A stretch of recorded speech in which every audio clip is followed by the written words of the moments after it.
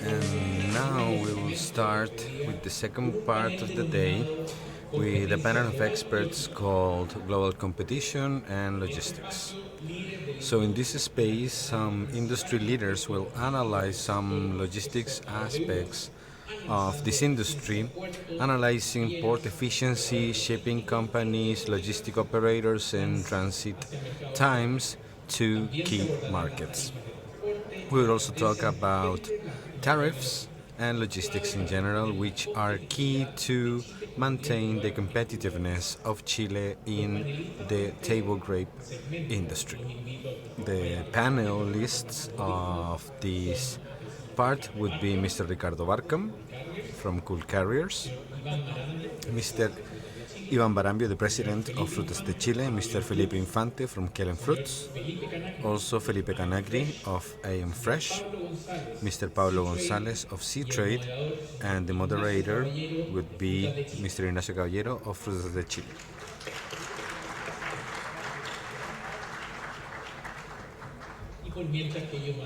So, as they take a seat, I will share with you some bio about them. Mr. Barckhahn is the managing director of Cool Carriers Chile with more than 30 years of experience in sea and port logistics. He leads operations in Chile and Brazil, specialized in transferring, transporting, shipping fresh fruits to international markets. Iván Marambio is the president of Frutas de Chile. He is a lawyer with a long trajectory and career on this area. He is a former Dole CEO and current union leader. Mr. Felipe Infante is a CEO of Quelen Fruit and Packing Merken. He is an agronomist engineer and MBA with more than 20 years of experience in companies such as Colt and David & Culto. Mr. Felipe Kanacri, he is the CEO of AMFRESH North America with more than 25 years of experience in this industry. He has led some logistics and trading operations in the US and Canada, and he has promoted sustainability and strategic operations with some supermarkets. Mr. Pablo González is the Senior Commercial Manager of Seatrade. He is a civil engineer with an MBA and with more than 30 years of experience in shipping companies. He has led global operations in logistics, and he is currently managing the exportation of Chile and Peru to China and the US. And a moderator, Mr. Ignacio Caballero, who is the Marketing Director of Frutas de Chile. He is a business engineer with more than 15 years of experience, branding experts, strategic planning experts, and also leading different teams. So, Ignacio, the floors are yours. Good morning. Afternoon, actually. Thank you so much, Gustavo. And first of all, I'd like to thank the organizing team, Same Group, Umanova. It's very important to be here and to see each other once again, the whole industry. And as Frutas de Chile, we are working on this, and we are proposing all of this, and we have major truths about this. One of them has to do with the increase of fruits worldwide, and this will continue, which is above the demand, of course. And secondly, that quality is very important, and I think we're not inventing the wheel. Quality is mostly important because we all compete, we all work, and we all get to the same consumer. Regardless of the variety, the origin, it's the same consumers. That's why it is necessary to collaborate with each other. First of all, as an industry, as growers, Chile, of course, as the origin country, but after the origin too, because Peru shouldn't be seen as a major competitor. We should all feel like associates, and we want to get to this final quality because we are competing with other products that are doing it better than grapes. Actually, we should say this. Avocado is doing it better, and we have a lot to learn from them. The diversification of key elements, and what summons us here is the logistics efficiency. And Chile wasn't a major issue Because it worked. Logistics worked in Chile, and Chile is the from things started. Some people say logistics is at the heart, and that's true, especially for this kind of industry. So we will talk about logistics, and we have this interesting plan in order to have a theoretical framework. We wanted to define logistics, and this is the food chain value adapted to Chile, and we will go in order so that we avoid mixing up everything. First of all, the origin, okay, from where it is grown, from where it starts, and some ports, Seatrade, and some supermarkets in order to get to the consumer. And it's obvious, though, it was a hard season, a difficult season, so in order to break the ice, I will ask all of you, okay? In order to grade this from 1 to 7, how would you value or qualify the fruit season in Chile? And we will generate some conversation. Mr. Ricardo, grading? I don't want to be too pessimistic, but I would say 4.5. Iván? 4. Felipe? I would say 4.5, putting an emphasis on the last mile of logistics. Pablo, I would say 5. Felipe? 4.5 from the important point of view in the US. So the average would be 4.5. And that's the positive side. There are good things and bad things. So we will go the other way around right now. And I'd like to ask what worked the best in logistics. Okay?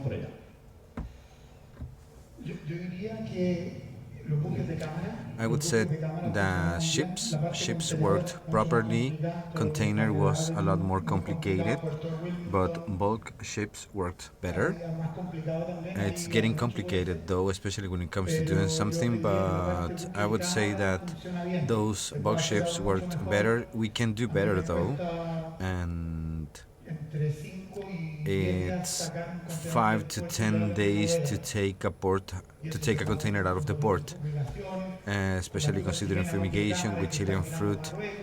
It's even complicated. We should take a look at Morocco, and Peru is different, but now they're using the same vessels. That would be it.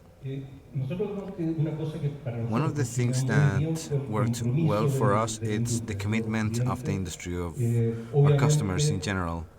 And obviously we're talking about a farming product, so sometimes some things don't go well, but there was always a replacement, which means that our ships were always full, and that's extremely important for logistic efficiency. Yes, I would say it's the chamber vessel, otherwise the capabilities that we had, it would have been even worse, especially at the peak of the season.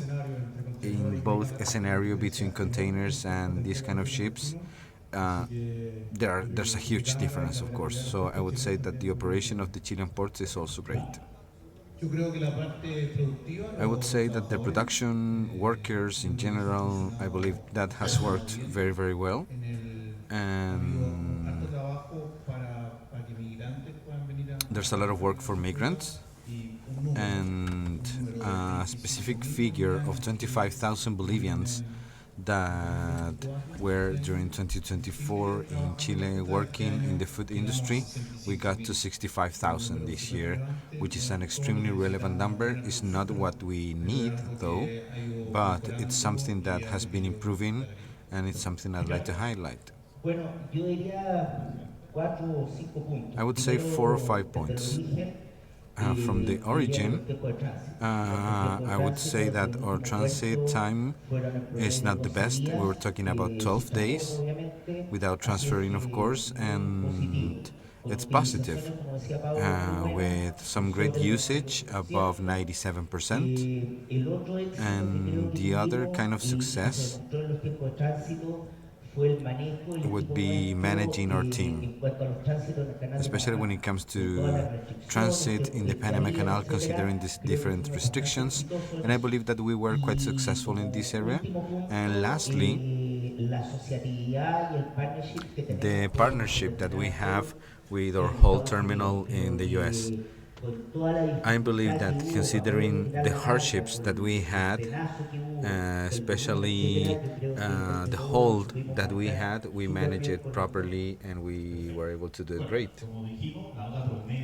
Well, the grading was 4.5. It wasn't a great season. And what works the worst? What would be the thing that we need to improve? And the problem here is logistics, and every single link in the chain has to do with doing it better. And in Chile, particularly in central Chile, we have a very serious situation with the workforce at the ports. If we're not able to improve that, it's impossible that as vessels, as ships, we can have more vessels per week. A specific large vessel of us, we would work with two hands, which means that the vessel is operating for 5 days. We will be able to work there for 5 days so that I can have one more vessel on that port. And that's a very important factor. And aside from that, and considering that there are some costs and everything else, exporters are not dispatching and nor sending products on Saturday and Sunday. And that's extremely complex because we can just start operating on Monday night. So out of 7 days a week, we lose 2 days. So honestly, with a lack of resources, with ports, with workforce, leaving 2 or 3 days aside, and those are the things that we need to work as an industry. There are so many problems that we need to improve. For example, what Ricardo says, the different congestion and traffic at the different ports, also the blockage of some ports. We have lots of problems, but I'd like to mention one thing, and that's something that we need to consider. I don't like comparisons, but for us, that we have to go to so many places, especially to Asia, the difference with the Chinese ports, with the Delaware River port, are huge. I mean, they cannot be compared. If we want to project our business or grape business on the American East Coast, we need some decent ports on the Delaware River. So as a country, we need to develop something there, and that's important because from its infrastructure all the way up to its operation, they are the worst, and we need to improve that. That's a great example, and we're talking about fresh fruits. And fresh fruits have a life cycle in which they lose their conditions, their features. So every single minute, every single day that we can safeguard ourselves with great logistics would be a compliment, so that we can have access to a market that depends on a PO of a QC. We need to pass that filter until we reach to the supermarket. So any kind of delay would affect business, and any kind of margin would end up with that result. So I agree with Iván there. About this last mile I just talked about, which is a gray area, right? Which is the waiting time, the free heating, the delivery of the different purchases as well. And for this season, it was extremely complicated. And I don't want to talk about containers. And of course, this is an opportunity to improve, and we should pay attention to that. We should look for some partnerships in this area. Perfecto, gracias. Pablo. And I agree with this bottleneck of ports. And in the case of Valparaiso, we used to work with 3 hands, 4 hands even, and working with 2 hands, sometimes 1 hand, made that we had fewer ships that we actually needed, and that's a problem. It has to do with costs. Valparaiso is an expensive port, and if staying there gets extended, it will be even more expensive. So we are improving that area in Valparaiso, and on the other side, Wilmington, we know that it had big problems, and the positive side about this is that they want to improve. Hopefully they do. And another point I agree with is that in Chile we don't send cargo on Saturday and Sundays in a port system that is fully collapsed, and losing 2 days is just impossible, and terminals, ports must fix this, and we must fix this. So Felipe, I would agree with everything else, but I would agree with quality to having some great varieties. Don't send varieties that don't work. You know who you are, you know who have them. Please don't do it. You're hurting us. And sales also matter. Selling shouldn't apply to that at $45. If I would give a price in this area, we will be talking about 28, maybe $30, and that would move things on the market. And for example, you could say, oh, I sold 2 boxes at $40, and that's it. It's on the fridge for a long time. You have nowhere to put the fruit, and since that moment, fruit starts dying.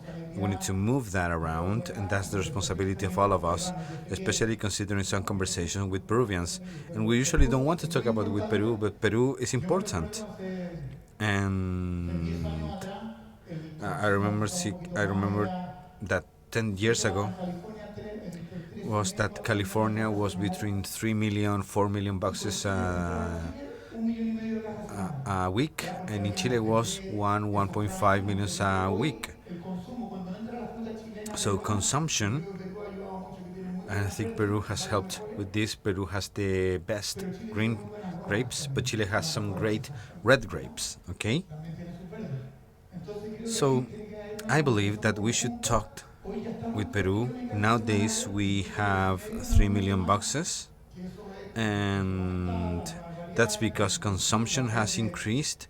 Green ones are there. Nowadays I cargo a truck. We're talking about almost no blacks. Some people don't want any black grapes. And it has to do with logistics and being responsible. We shouldn't cargo, we shouldn't send bad varieties. Some people will say, no, there's an opportunity, I have a pink queen. Some people even make some names up, but please don't send them. You will hurt everything we have established. And at the same time, you generate false expectations. Okay, you can say, let's charge in Peru, and there's a new strike, and that's it. So what can we do in that case? We have to promote something. You would say, you know what, rather than this, there's 30, 35, what's the price in there? And you can say, yes, sure, but it'll be worst, okay? It'll be for the worst. They will have some negative results. So that would be the message, okay? Being responsible. I know there's a lot of people in the middle of all of this, but please do so, okay? We need to change the different varieties, and you can label it as you want, but be responsible, talk to the market, try to figure out what the market is looking for, because it'll get there once we have 25 million boxes. So it's useless. You need to talk with what the final or the end customer wants, and Peruvians got in the business. Some people would say, I don't want Chile, and you can say, no, but this one is good. And on the other side, Chile, well, I think we should end with the marketing order. I think it's just stupid. There are several things. Some people say that we don't fail, but I think it's obsolete. How many boxes does Coachella have? 20 million boxes, and now we're talking about golf courses, okay? And we need to take all of these things out of there. And this is work because marketing order was. Let's imagine that. I mean, that's it. So, in general terms, I believe that there's no question about this. The most important market of fruits is the US. Okay, so here we have a small slide, that shows the work we've done as a committee with Provid and Sati, and this is the estimated arrival time to the US, because we can see the sending day and we have estimated. We're talking about 3.5 million grapes, and that red line over there, those are 3.5. And purple, that's the current season, and in green is the previous season. And we took some information, the absolute information from one importer from the previous season and this season. And what's important here is that the green season is a lot, and it stayed there for a while, only for 2 weeks. And you know what happened with prices last week. The current season, which is the purple one, we can see that there are lots of things that go beyond the red line. This is Chile plus Peru plus South Africa, and we're talking about 11 weeks per year. So what happens when the barrier breaks? Whenever the cycle of weeks beyond 3.5 ends, the spot prices start to drop. And we get to this level of 18, below 18, and whenever we start dropping the 3.5, prices start to decrease. So there's no mystery here. I mean, we shouldn't analyze this into details, because currently the demand is 3.5. We need to diversify it, and I think we are sure that this wasn't a great season in the US, so we need to talk about logistics at destination, okay? Did the logistics system collapse in the US? Why did this happen? What can we expect for next year? Let's think about this from the important point of view. It's pretty much what I just said. It has to do with more communication, and we should stop ignoring Peru. From the important point of view, they know what to do with containers. They do it better in this sense. But there's an important topic for fruit movement, okay? It has to do with quality. And I would say that, well, quality and price get regularized. We always try to do this per stage, the different programs, the different scheduling, and I believe that programs and promotions are important. What can we improve? Well, I insist. We need to control the arrival movements at port. Improve volumes responsibly, of course. We shouldn't do things impulsively. Storage capability, fumigation capability. What's your balance this season, logistically speaking? I wouldn't talk about this. I would talk about the fumigation capability which was authorized for that terminal. The point is that since the sales dropped, there's no capability at stock. So we used that fumigation space with some cargo that was waiting to go out. So what did collapse us? Because we couldn't have any vessels, and in order for you to know, an average shipping takes 4 days, and we had a week in which we had 1,500 pallets per day, and we were getting 1,500 pallets. So there was a huge bottleneck, huge bottleneck, aside from the fact that we had to get the pre-booking in the Panama Canal. So there was a very complex combination of factors, and we were scared to death. It was very, very complex. Sometimes we had to bring some empty containers, otherwise we would have lost the Panama Canal. And because of that, lots of problems came.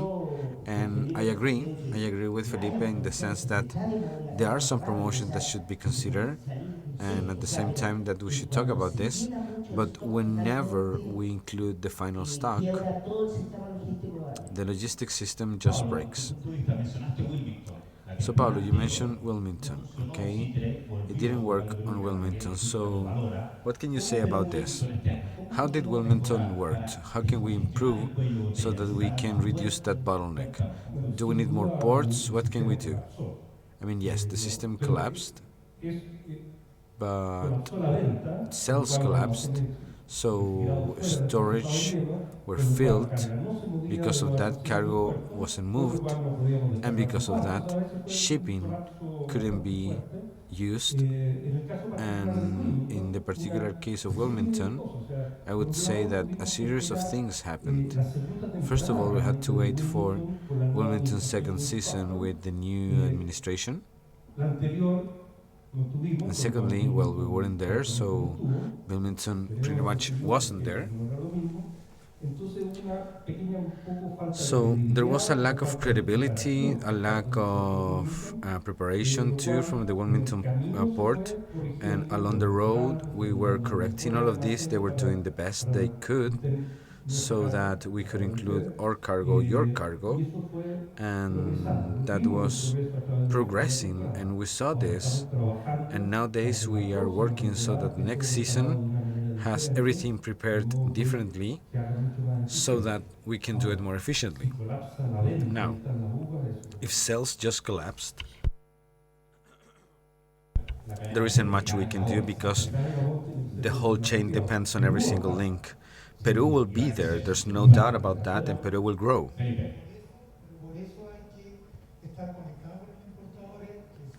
So we need to be connected with the different importers, and we have to talk with retailers too, and we need to put some pressure on that. Maybe we shouldn't ask for a better price, but we can say, okay, we have a problem, it could be awful, but let's do it properly, okay? So that all of those things don't happen. Yes, I would say a couple of things. And Wilmington had half their capability for pulp, and that's something that we need to consider. And the second thing would be the operation, because as I said before, and to be fair, I'm not talking about hold, I'm talking about this, okay? And it has to, we have to improve a lot of things there. I think numbers, those 3.5 million boxes is just data. And as several exporters, the 5,000 containers, which were the flotation time that we could take for a week, they were made short and they affected the whole market. And I agree with Felipe here, because the key in all of this, understanding that this data will be repeated once again, considering Peru's growth, the key thing here is coordination, is the movement of fruit. The bottleneck has to be worked as a union, as an industry, but without movement it's just speculation, and the only thing that will happen there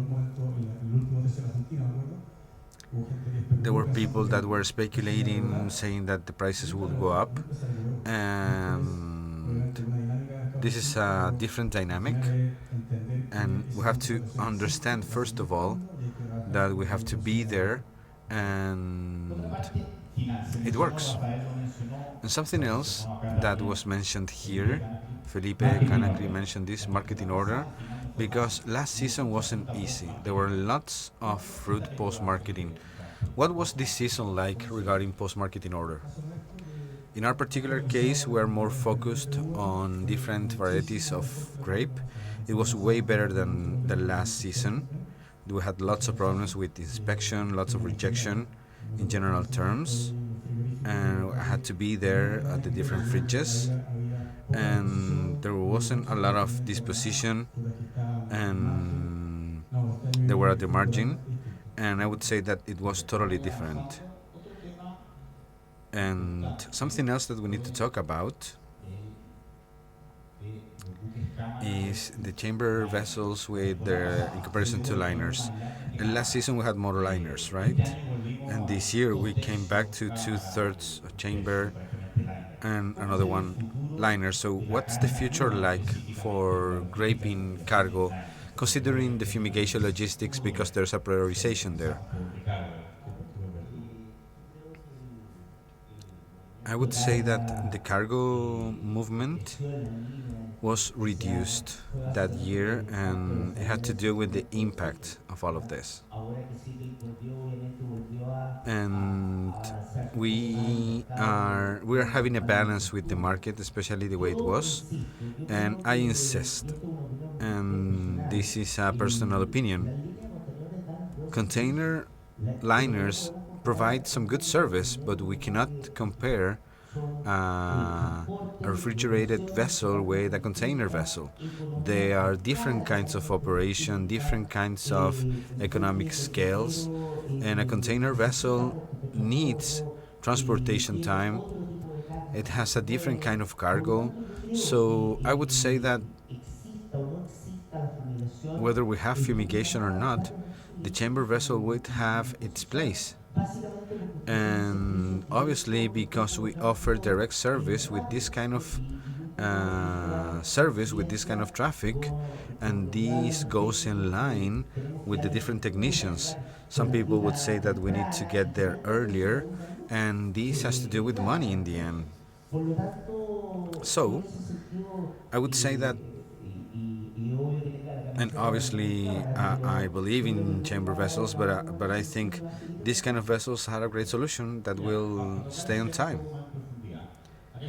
Okay, so we made a chart of the last 2 seasons, considering the total number of vessels, and the peak time here is week 1 or 2.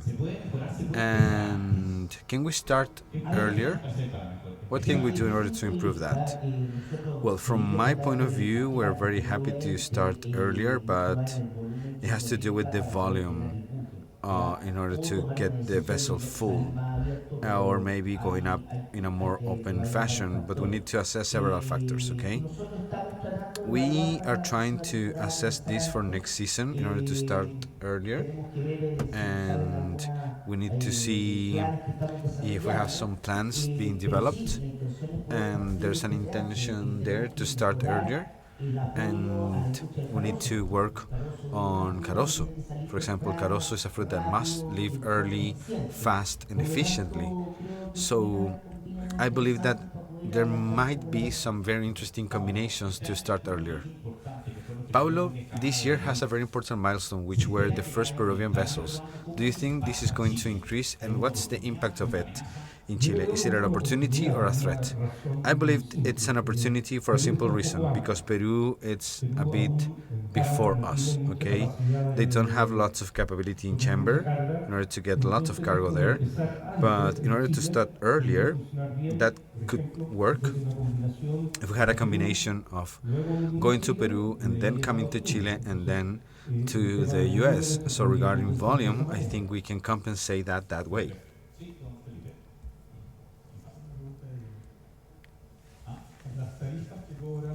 And the pricing on different vessels, Peruvian and Chilean, are they cheaper? Are they more expensive? I don't know if we should talk about this, but Peru was more expensive, and importantly more expensive. If we talk about efficiency in Chilean terminals, well, the Peru was just a strategy. I think it's a threat though, because in this particular case there's a conflict that has to do with sending more capability to Peru, because there's a better tariff, a better margin, and hopefully that can take us to match Chile, or maybe try to find a balance. But if you think in the future, especially considering the availability of Chile, because the Peruvian market keeps growing and it starts earlier, it's hard for me to to consider it as a benefit to us. I would like to insist on seeing this as an opportunity, because we will have that opportunity. Prices in Peru were higher, but profitability wasn't higher. And yes, I believe that there's an opportunity there. Of course, we need to consider that Peru treats their fruits with cold treatment. It needs 10-15 days, which is logical because will take some time.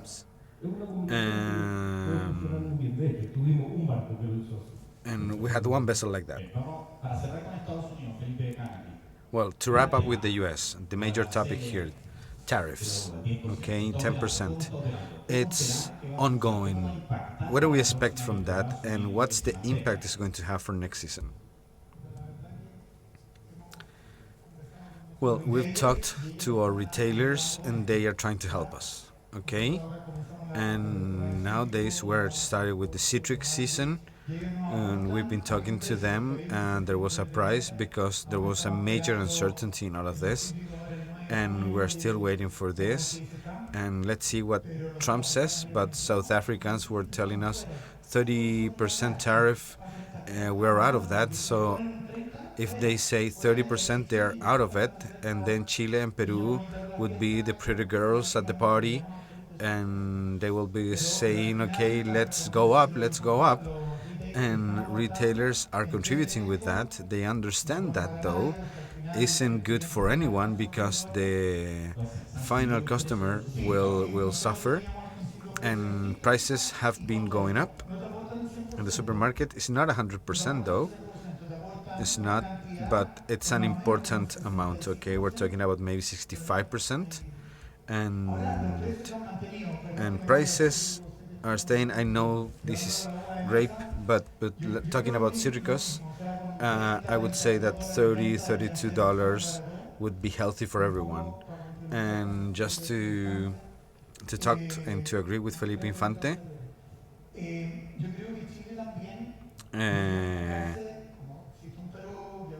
as people in Peru says, we have 90 millions.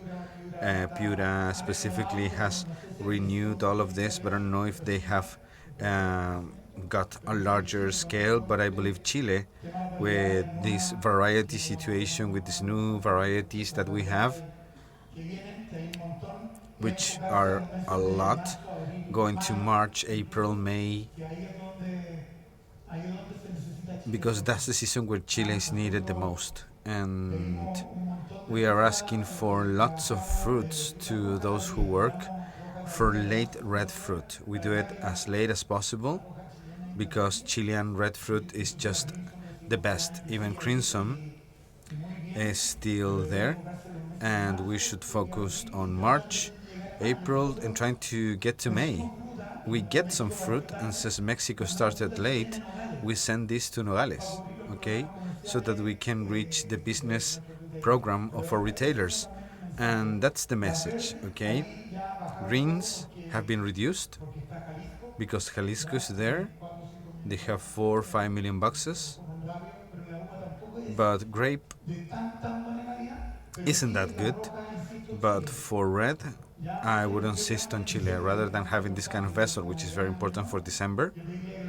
I would say that March, April, May, even though Peru wants to extend all of this, after this cold treatment, the fruit was harvested and the fruit was a little bit more dehydrated. I believe that until March 15, but Chile started strong there.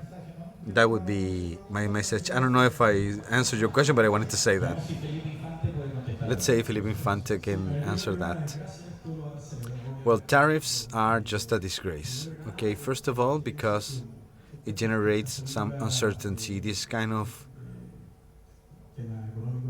economical policies are extremely complicated.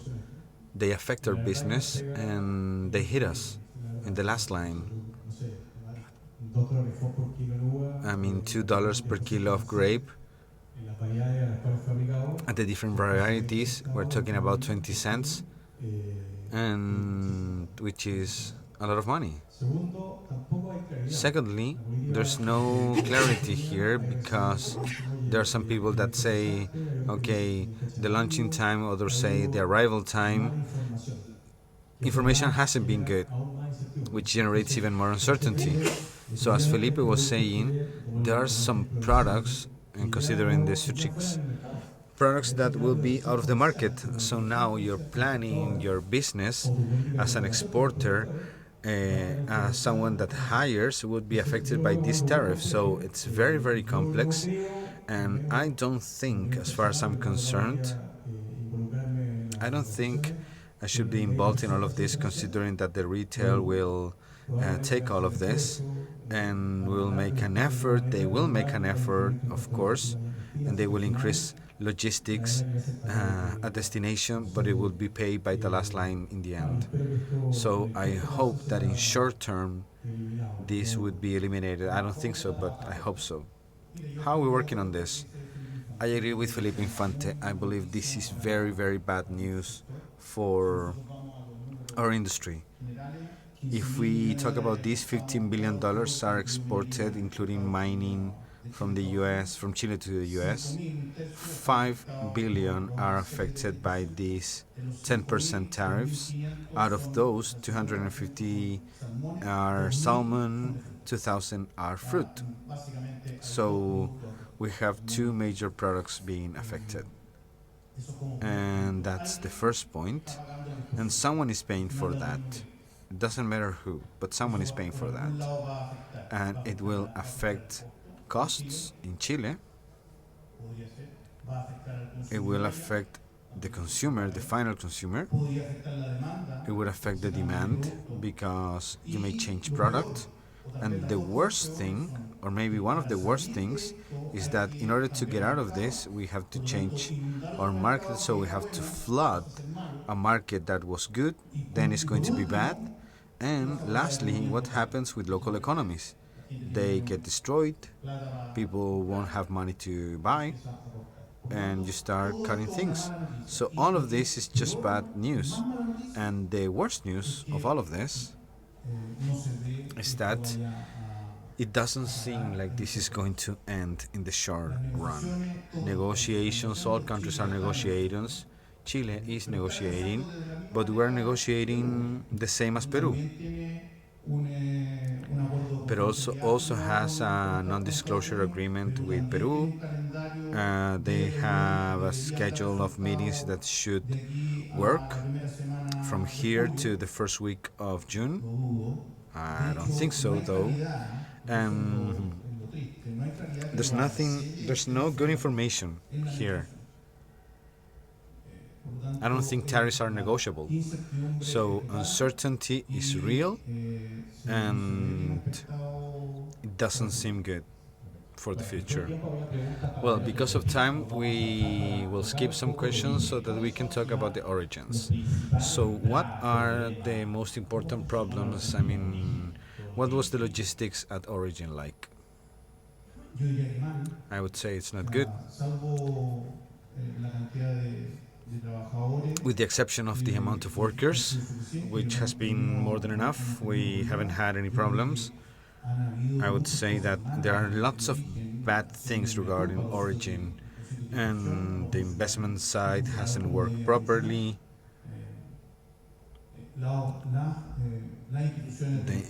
The state institutions haven't worked properly either. We have a problem with safety, especially when it comes to a series of problems at the road, at arrival at port. We have some problems with the third shifts, with the third hands, and actually there are lots of problems to be solved, and one way or another we need to strengthen the state institutions, we need to strengthen our service, and as a country we have a lot to work to do there. We hope, though, and this is something that didn't happen, we hope that these things that didn't happen become something positive, because we haven't had any strike. But considering that they didn't happen, it's not something that we should be considering. So the scenario is not that good. We have a lot of work, and I wanted to mention something that was superficially mentioned here, but it was discussed on the previous panel. I believe that we need to acknowledge that we compete with Peru. I believe that we shouldn't avoid talking about Peru.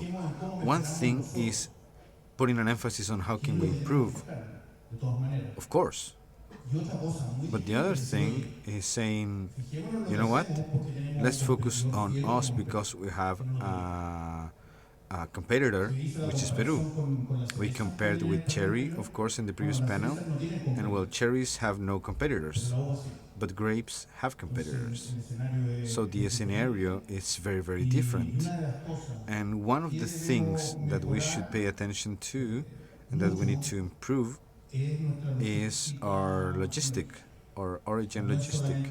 It's not just logistic at arrival, but also our logistic because we have a lot of work to do, and that takes some time from the previous panel, especially considering the work that all of these institutions must make, growers, SNA, Frutas de Chile, UANOA.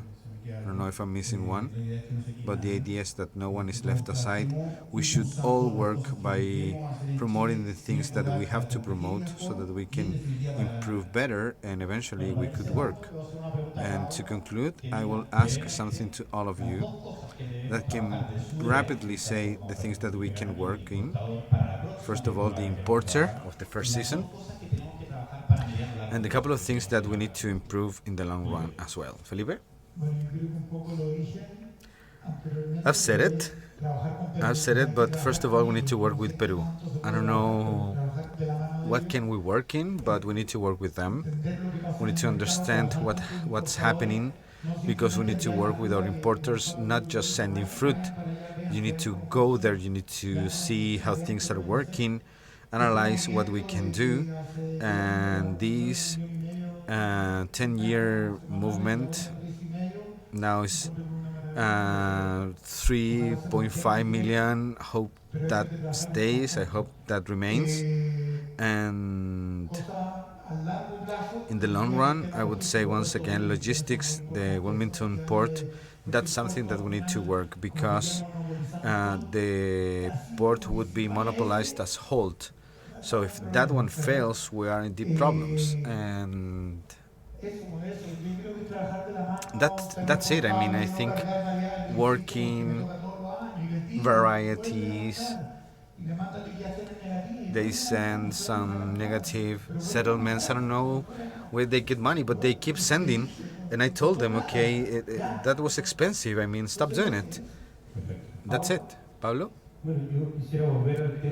I would go back to improving logistics, local logistics on our side, going back to packaging, for example, that don't send anything on Saturday and Sunday.